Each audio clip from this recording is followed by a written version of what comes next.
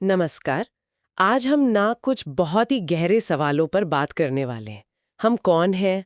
ये दुनिया कैसे बनी? कहाँ से आए हम सब? मतलब ये सवाल तो सदियों से पूछे जा रहे हैं। हाँ बिल्कुल। और जवाब ढूंढने की कोशिश भी बहुत हुई है। सही कहा।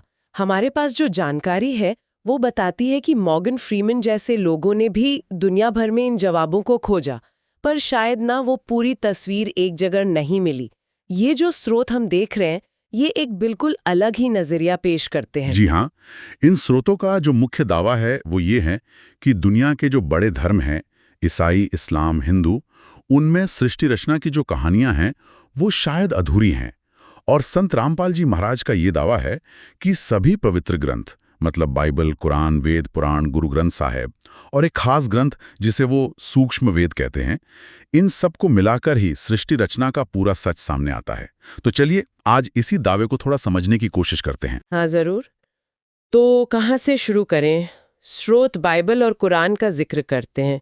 उनमें क्या कोई समानता बताई गई है? हाँ, देखिए स्रोत बताते हैं कि बाइबल में उत्पत्ति अध्याय में और कुरान शरीफ की ये सूरत फुरकानी आयत 59 में भी एक जैसी बात कही गई है कि परमात्मा ने 6 दिन में सृष्टि रची और 7वें दिन वो अपने तख्त पर, मतलब सिंहासन पर विराजमान हो गए। अच्छा, दोनों में 6 दिन वाली बात है। जी हाँ। और स्रोत कुरान शरीफ में आए एक शब्द कबीरन पर बहुत जोर देते हैं। वो इसे सीधे परमेश्वर कबीर से जोड़ते हैं। साथ ही कुरान में ये भी कहा गया है कि ज्ञान के लिए किसी बाखबर से पूछो, मतलब जिसे पूरी जानकारी हो। स्रोत इसे भी एक संकेत मानते हैं। कबीरन शब्द और बाखबर दिलचस्प है।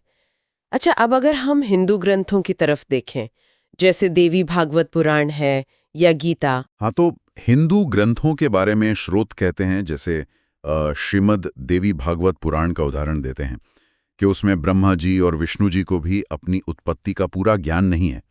और देवी दुर्गा, जिन्हें प्रकृति या अष्टांगी भी कहा गया है, उन्हें त्रिदेवों की मां बताया गया है। ओह, फिर भगवत गीता की बात आती है।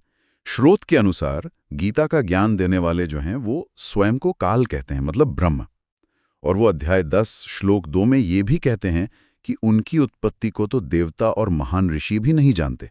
यानी गीता ज्ञान दाता खुद को परम सत्ता नहीं बता रहे हैं। स्रोत तो यही व्याख्या करते हैं।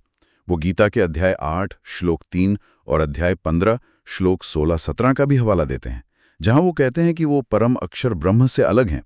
तो इन श्लोकों से ये दिखाया गया है कि वो खुद अंतिम सत्य नहीं है। ठीक है, तो ये अलग-अलग ग्रंथों से मिली कड़ियों को जोड़कर स्रोत एक पूरी कहानी बता रहे हैं। वो क्या है संक्षेप में?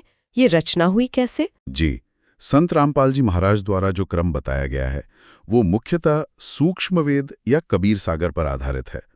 उसे वो कबीर परमेश्वर द्वारा प्रकट ज्ञान मानते हैं। उसके अनुसार सबसे पहले सिर्फ एक परम शक्ति थी, कबीर परमेश्वर या सतपुरुष। वो सतलोक में रहते हैं, जो अमर लोक है। अच्छा। फिर उनसे अक्षर पुरुष और क्षर पुरुष की उत्पत्ति हुई। क्षर पुरुष को ही काल ब्रह्म या ज्योति निरंजन कहा गया है। और इन्हें तपस्या के बदले 21 ब्रह्मांडों का राज मिला। 21 ब्रह्मांड, ठीक है। हाँ, और हम सब आत्माएं जो पहले सतलोक में थीं, वो उस काल ब्रह्म पर मोहित होकर उसके साथ इन 21 ब्रह्मांडों में आ गई। फिर प्रकृति देवी यानी दुर्गा या माया की उत्पत्ति हुई और सभी आत्माएं उनके शरीर में डाल दी गईं।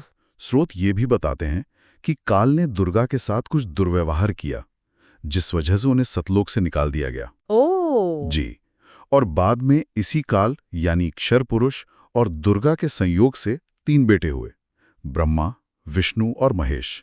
रजोगुण, सतोगुण, तमोगुण के प्रतीक, जिन्हें हम त्रिदेव कहते हैं। हाँ बिल्कुल। और उन्हें इन ब्रह्मांडों में सृष्टि, पालन और संहार का काम सौंपा गया है। ये तो काफी विस्तृत विवरण है।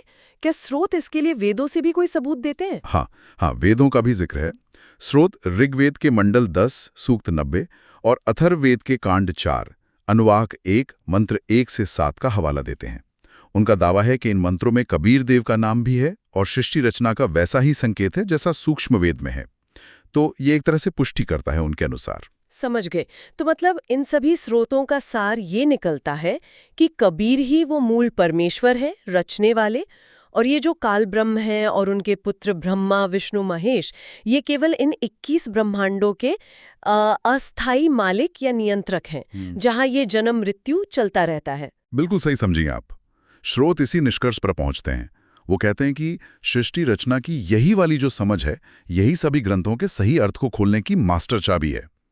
और उनका ये भी तर्क है कि इसी मूल ज्ञान के न होने की वजह से ही समय के साथ पूजा पाठ के तरीकों में भटकाव आ गया और जो सनातन धर्म की मूल भक्ति थी, लोग उससे दूर हो गए।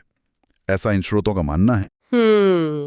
ये वाकई सोचने वाली बात है कि क्या इतने सारे अलग-अलग ग्रंथ असल में एक ही बड़ी कहानी के टुकड़े हो सकते हैं, या फिर समय के साथ व्याख्याएं इतनी बदल गईं कि उनका आपसी कनेक्शन ही कहीं खो गया।